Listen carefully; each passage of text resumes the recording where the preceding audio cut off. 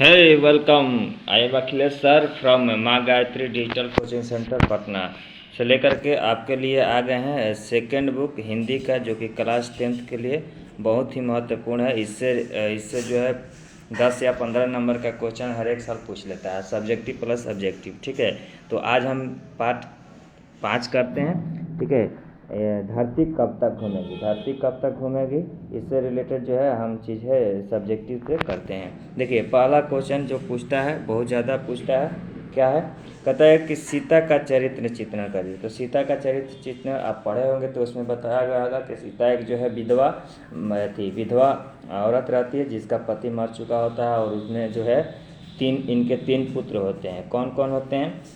तीन पुत्र का नाम होता है कैलाश, बिरजू और नारायण। ठीक है ना, वो तीनों जो है क्या करते हैं, कहानी का थोड़ा सा सारांश हम आपको बता रहे हैं। वो लोग क्या करते हैं कि माँ को जो है अपने पास रखने के लिए एक फैसला करते हैं कि हर एक के अपने मतलब सभी लोग जब अलग अलग हो ही गए तो माँ को सब लोग एक एक महीना रखेंगे। ठीक है, जब एक एक महीना रखने का व्यवधान बनाया गया तो ये तो चला, लेकिन उनके पत्नियों में बहुत विवेश आ गया, झगड़ा द्वेष ये सब होने लगा। तो फिर तीनों लोगों ने मिल कर के सोचा कि क्यों ना माँ को 50-50 रुपया दिया जाए। ठीक है, ये पूरा कहानी का वो अंदर का सारांश है, आप यूट्यूब पर जा कर के मेरे प्लेलिस्ट से पढ़ भी सकते हैं। ठीक है, तो आज हम देखते हैं।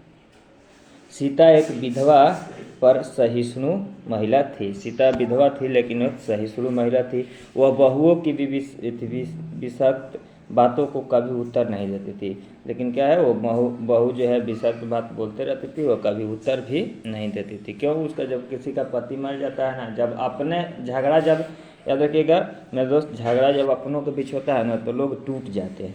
ठीक है, तो शायद वैसा ही इसमें कहानी है, आप जा कर के पढ़िएगा तो आपको लगेगा कि यहाँ पर माँ जो है विरोध कर सकती थी, लेकिन विरोध किसका करे?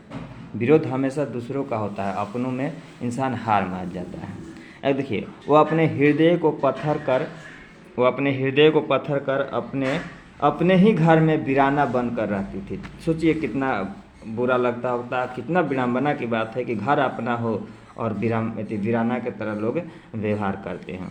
बेटे ने उसे एक एक महीने पाली पर रखा तो वह कुछ नहीं बोली। ठीक है, बेटे जो है फैसला किए कि माँ को एक एक महीना सभी लोग रखेंगे, पर नहीं बोली। पर जब उसे रुपये प्रतिमा यानी 50 रुपये प्रतिमा देने का बात हुआ ना, तो माँ को थोड़ा सा कहीं ना कहीं बुरा लगा कि अब ये जो है हम लोग को मजदूरी देंगे। उनको लगा कि ये 50-50 रुपया हम लोग को दे रहा है, ये हम लोग को मजदूरी दे रहा है, हमको मजदूरी दे रहा है। तो जब वो सोचे कि जब हमको मजदूरी ही करना है तो अपने घर में क्यों, कहीं दूसरे क्यों नहीं।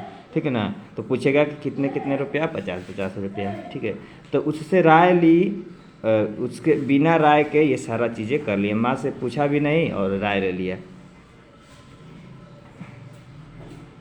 अब कहता है कि राय लिए ही तय करी कि उनका स्वाभिमान जागा और वह घर से निकल पड़ी, और जो है लास्ट में वो अपना घर को छोड़ देती है। इस प्रकार सीता सुख दुख में समरस रहने वाली शांत प्रकृति की स्वभावनी और दृढ़ नीचे प्रकृति की महिला है। आगे देखिए, धरती कब तक घूमेगी, कहानी का शीर्षक की सार्थकता सिद्ध करे। इस कहानी का शीर्षक धरती कब तक घूमेगी घटना प्रधान है। ठीक है, आगे देखिए, सीता अपने बेटों और उनसे अधिक बहुओं का विष सहते सहते परेशान हो जाती है। आगे देखिए, उसे अपना पूर्व का जीवन स्मरण हो आता है, यानी पहले का जो जीवन था वो स्मरण आता है कि कैसे हम लोग खुशहाल रहते थे। आगे देखिए, उसने आकाश की ओर दृष्टि उठाकर देखी और फिर पृथ्वी की ओर देखकर महसूस की कि पृथ्वी और आकाश के बीच केवल घुटन भरी हुई है। 2 रोटियों से ही सब कुछ नहीं है। कहती है कि अगर ये लोग हमको 2 रोटी खिलाते हैं तो क्या यही सब कुछ है? इनके अलावे भी तो कुछ और कहती हैं वहीं अलावे वाली इच्छा है तो दुख भोगने का बाध्य करती है। आगे देखिए, ये किताब का लाइन है, सीता को आशा है कि धरती घूमेगी, पर कब तक घूमेगी, अतः यह शीर्षक सार्थकता है। आगे देखिए, इस समय उनकी आंखों के आगे न तो अंधेरा था, न तो उसे धरती और आकाश के बीच घुटन है, क्योंकि घर छोड़ चुकी थी। जब कहते हैं ना कि पंछी को जब आप आज़ाद कर देते हैं, पंछी को आप सोने के पिंजरा में भी रखते हैं ना, तो घुटन उतना ही महसूस होता है, क्योंकि जो जंजीरें होती है ना, चाहे लोहा के हो या चांदी का चाहे सोना का, जंजीरें हमेशा बांध कर ही रखती है। चलिए देखिए, उसी से इस समय का मतलब किस समय वहाँ पर घर छोड़ चुकी थी, वो समय का बात है। कहते हैं कि प्रस्तुत पंक्तियाँ सिद्धहस्त कथाकार थी सावर दैया की, ये धरती कब तक घूमेगी के लेखक का नाम है सावर दैया के लेखनी से अस्तुत है, प्रस्तुत है धरती कब तक घूमेगी। कहानी से उद्धृत है, उद्धृत मतलब लिया गया है। बेटे और बहुओं के विषाक्त वातावरण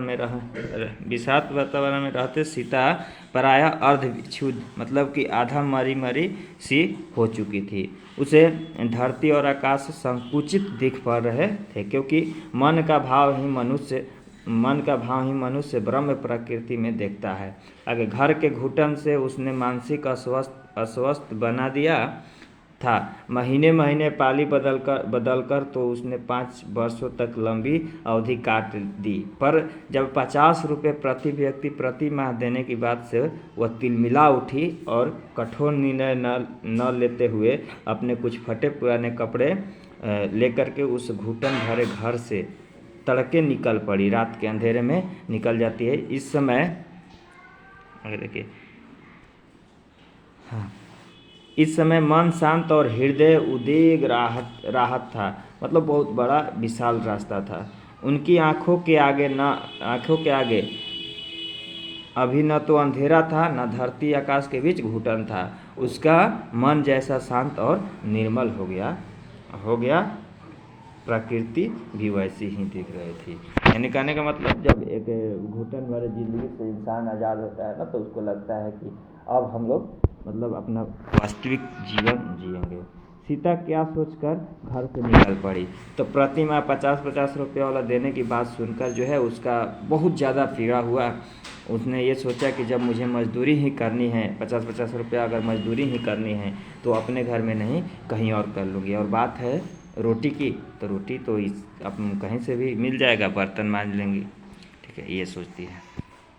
देखिए, सीता अपनी स्थिति को किससे तुलना करती है, तो एक आपको हम कहानी में बताए होंगे कि बच्चे जो है गांव में एक घटना खेलते हैं। तो एक बच्चा जो है साड़ी पहन लेता है और भिखारिन बन करके माई रोटी दे कहता है, तो दूसरा बच्चा कहता है कि चल आगे जा, दूसरे घर में जा।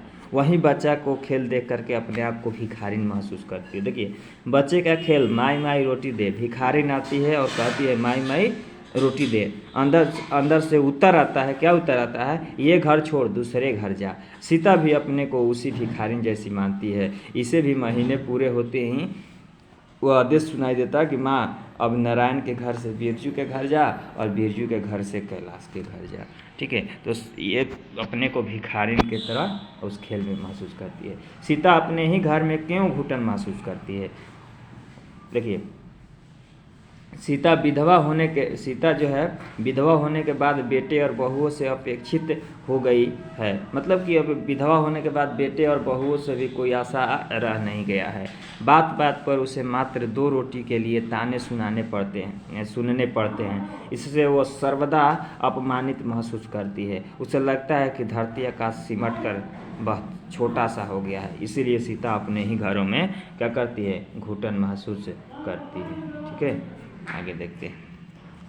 पाली बदलने पर बच्चे की खुशी पर माता पिता की नाखुशी का कारण क्या था। क्योंकि बच्चे तो बच्चे होते हैं, वो सोचते हैं कि चलो आज से दादी मेरे घर खाएगी, लेकिन उनके जो माता पिता थे अर्थात बिरजू, नारायण, कैलाश, और उनकी पत्नी का नाम था, कैलाश की पत्नी का नाम था राधा, और नारायण की पत्नी का नाम था भौरी, और बिरजू की पत्नी का नाम था पुष्पा। ठीक है, तो उन लोगों के जो है नाराज़गी होता था। देखिए, बच्चे के निकसलुस हृदय मतलब कि जिसमें कोई छल कपट ना हो, हृदय में अपनी दादी के लिए प्यार है। अतः पाली बदलने पर बच्चे जो है खुश हो जाते हैं, हर्षित हो जाते हैं, उनके पास आते हैं और कहते हैं दादी जी कल से आप हमारे घर खाना खाएगी, हम साथ ही साथ खाएंगे। बच्चे के लिए दादी का सानिध्य और प्यार आनंददायक था। अतः वो खुश होते, पर उनका माँ अपनी माँ को भार समझते थे, इसलिए वो नाखुश होते थे। चलिए, तो इसमें इतना ही है। Thank you for watching the video, और लाइक करिए, शेयर करिए, सब्सक्राइब करिए।